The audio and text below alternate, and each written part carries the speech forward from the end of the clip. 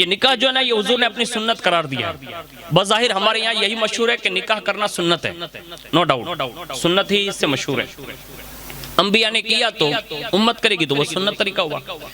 लेकिन इस वक्त हमारे बालिग बच्चे और बच्चियों का निकाह फर्ज है, इसको याद रख लें आप। क्यों? मौलाना अबुल अब्बास साहब से आप मसला मालूम कर लेंगे, वो बताएंगे आपको कि कुछ हालात और पोजीशनें इस हद तक है कि अब अगर बच्चे या बच्चियों के निकाह न किए गए ना तो वो गुनाह में पड़ सकते हैं।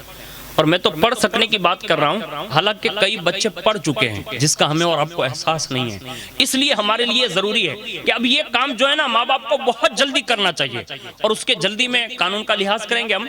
लेकिन एक बात अर्ज कर रहा हूँ कि इन मौकों पर हमें खुशी के मौकों पर हुजूर से करीब होने के जराए ढूंढना चाहिए। और जो भी बंदा अपनी खुशियों में हुजूर से करीब होने के जराए ढूंढता है ना, तो फिर वो कभी गम में भी होता है ना, तो फिर उसको वहां तक नहीं जाना पड़ता, बल्कि कि हुजूर खुद मदीने से चल के उसके पास तशरीफ ले आते हैं। एक बुजुर्ग की बात मैं आपको बता दूं ताकि आपको ये एहसास हो कि खुशी में बंदा हुजूर के करीब कैसे हो सकता है और गम में हुजूर करीब कैसे आ सकते हैं। मदीना, ये मक्का शरीफ के एक बुजुर्ग थे। वो बुजुर्ग की आदत ये थी कि हर साल हज तो करते ही थे, अपनी शान मक्के में ही रहते थे, हज तो होता ही था। लेकिन हज के बाद उनका उसूल ये था कि सिर्फ हुजूर को राजी करने की गर्ज से मदीनतुर रसूल सिर्फ इसलिए जाते थे कि मैं गुंबद खदरा के सामने जाकर सलातो सलाम पेश करूंगा, बस। हुजूर से करीब होने की नीयत ये थी, हर साल जाते थे। और ये बहुत बड़ी बात है, हर साल जाना, और वो भी मक्के से मदीना जाना, ये बहुत बड़ी बात थी। लेकिन वो हर साल जाते थे और सलाम अर्ज करने की गर्ज से मदीना शरीफ जाना सिर्फ उनका मकसद ये था कि दुरूद व सलाम से हुजूर का कुर्ब मिलता है। और कितने साल गए वो? रिवायत में लिखा कमो बेश 60 साल तक हाजिरी देते रहे। कितने साल तक? इसका मतलब यह है कि अल्लाह ने उन्हें नवाजा था, वो हर साल जाते थे और हुजूर की बारगाह में सलाम अर्ज करते, वापस हो जाते। एक दिन वो आया, गुर्बत ने दस्तक दे दी या बीमारी ने दस्तक दे दी, नहीं जा सके। अब जब वो नहीं गए ना, तो बिस्तर पर लेटे लेटे सोच रहे थे, कहा काश मुझे सेहत या गुर्बत न होती तो मैं आज जाता और हुजूर की बारगाह में सलाम पेश करता। 60 साल से मुसलसल जाने वाला वो आशिक रसूल जब दिल की गहराइयों से हुजूर से फरियाद करने लगा कि हुजूर माफ फरमाइएगा, आज नहीं आ सका, हुजूर माफ फरमाइएगा, आपकी बारगाह में सलाम पेश करने के लिए हाजिर न हो सका। ये कहते कहते कुर्बान जाए रसूलुल्लाह की अजमत पर उसकी आंख लगी।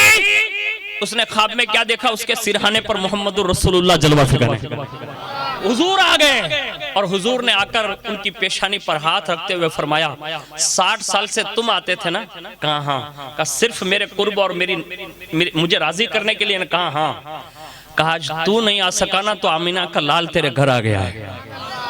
ये तरीके है। आज हमारा मिजाज ये बना दिया गया है कि माज़अल्लाहि रब्बिल आलमीन, आज जितने भी लोग कल्चर में पल रहे हैं ना, आप उनको देख लें, खुशी के मौके पर लोग अल्लाह उसके रसूल को जल्दी भूल जाते हैं। कोई कितना बड़ा नमाजी हो, कितना बड़ा हाजी हो, कितना बड़ा ज़कात देने वाला हो, रोजेदार हो, मौलवी साहब हो, पीर साहब हो, जिसको भी आप देख लो ना, जब खुशी आती है ना तो उसकी पाबंदी नमाज छूट जाती है। यानी उस दिन तो छूटी जाती है। यानी घर पे खुशी का माहौल है, नमाज गई, वो 100 मरतबा या 1000 मरतबा जो दुरूद व सलाम पढ़ता होगा ना, वो उस दिन भूल जाएगा। रोजाना कुरान का एक पारा पढ़ता होगा ना, उस दिन भूल जाएगा। यानी खुशी में आदमी इतना मगन हो जाता है कि वो सारी चीजें भुला जाती है। हालांकि खुशी में तो और ज्यादा नेमत का शुक्राने के तौर पर ज्यादा याद करना चाहिए ताकि अल्लाह हमारी खुशियों में और बरकतें अता फरमाए। और हालात ये बन गए आज कि हम गुनाहों की तरफ मुलविस हो गए। हमारा जहन पूरा जो है ना मगरिब ने इस तरफ मोड़ दिया कि अगर शादियों में गुनाह न होना तो लोग ये कहते हैं कि ये शादी नहीं हुई। यानी इसको एक अलग नजर से देखा जा रहा है। मैं आपकी सादगी के लिए एक बात अर्ज कर रहा हूँ, हमेशा याद रखें। मेरे एक दोस्त ने बड़ी प्यारी बात मुझे बताई थी, मैं आपको नश्र कर रहा हूँ। अल्लाह करे जब भी आपकी बेटी या बेटे का शादी का मौका है ना, या कोई भी खुशी का मौका है, तो इस बात को हमेशा याद रखना चाहिए। राजकोट के हैं, उन्होंने कहा जब मेरी बेटी की शादी थी ना, तो मैंने कहा हाँ, कहा मैंने सबको तो दावत दी थी, लेकिन मैंने पहला कार्ड रसूलुल्लाह के नाम लिखा था। उसने ये कहा मैंने पहला कार्ड रसूलुल्लाह के नाम, दूसरा कार्ड गौसे पाक के नाम, तीसरा कार्ड गरीब नवाज के नाम। और वो फख्र से यूं कह रहा था मेरी बेटी की शादी में कोई आए या न आए, ये 3 रूहानियत वाले सरकार जरूर तशरीफ लाएंगे। यानी ये उसने तरीका बताया। पता ये चला उसकी खुशी के मौके पर उसे रसूलुल्लाह की याद आ गई। और जिसको रसूलुल्लाह की यादें तड़पाती है ना, तो फिर वो कलाम करता है ना, तो फिर शरीक की बात नहीं करता। आज जितने लोग कह रहे हैं ना, तुम रसूलुल्लाह को इतना बड़ा देते हो, इतना बड़ा देते हो कि तुमने खुदा का शरीक किया। हमने कहा हम हुजूर को शरीक नहीं करते, हम हुजूर को रसूलुल्लाह को अल्लाह का हबीब मानते हैं। शरीक में जो है कचमच होती है, तेरा मेरा होता है। हबीब में ये नहीं होता, बल्कि हबीब की शान तो ये होती है, खुदा सूरज बनाता है, हबीब पलटा देता है। तो खुदा नहीं कहता महबूब क्यों पलटा दिया, बल्कि कहता है महबूब बनाया ही इसलिए था कि तू जब इशारा करे सूरज में खुद पलटा दूंगा।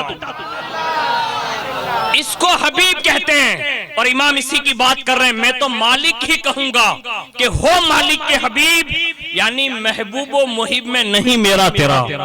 और जिसको ये महबूब और मुहिब मिल जाते हैं ना, तो फिर इमाम एक जुमला कहते हैं, अपनी जिंदगी में अपनी नस्लों को भी ये शेर सिखाने की जरूरत है। हाँ, इसलिए कि शेर और शायरी में आज पूरी दुनिया मगन है। रिक्शा चला रहा है बंदा, डम डम डम, अंदर जो तो तुमने घड़ी केम था वो हो एटलू બધું હું છે। यानी आदमी जो पैसेंजर होता है ना, वो भी बेचारा परेशान हो जाता कभी कभी कि यार इतना सब बजाने की क्या जरूरत है। आदमी को सुकून नहीं है, इसलिए वो बजा रहा है। अब तो हद हो गई ना। साइकिल लेन भरनो खड़ो जातो है ने तो मोबाइल में कांक ना कांक तो वागतो जो है, यानी डगमग डगमग थतो जातो है। का सांभळવાનો शौक છે मारा भाई।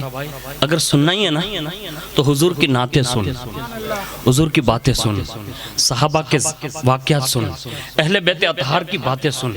इसलिए कि उनके वाकयात जो दिल को रोशन करते हैं ना, ये दुनिया के गाने और गीत नहीं करते। आज हमारे यहाँ हाल ये हो चुका, हमारे यहाँ ये रस्म बन चुकी है। एक दिन मजलिस रखेंगे, दूसरे दिन डांडिया होगा, तीसरे दिन डीजे होगा, और चौथे दिन जब बारात जाएगी ना, तो एरा गहरा नथु खेरा सब नाचते कूदते कूदते मतलब ले जाएंगे और फिर ले आएंगे। और उसमें बीच में कंट्रोल ये करते हैं कि बापू हजरत शाह बापू नो गेट आ गया होगा, बंद रखिए। बस वो हजरत शाह बापू का गेट आ गया तब तक बंद है, और उसके बाद जैसे हजरत शाह बापू का गेट आगे बढ़ा ना, तो फिर धूमधाम शुरू। क्या ये हम मुसलमानियत लेकर जा रहे हैं? ये अब्दुल रशीद भाई ने आपको बेहतरीन पैगाम दिया कि बेटों या बेटियों की खुशियों के मौके पर धूमधाम नहीं, हुजूर की नाम की महफिलें सजाई जाती है।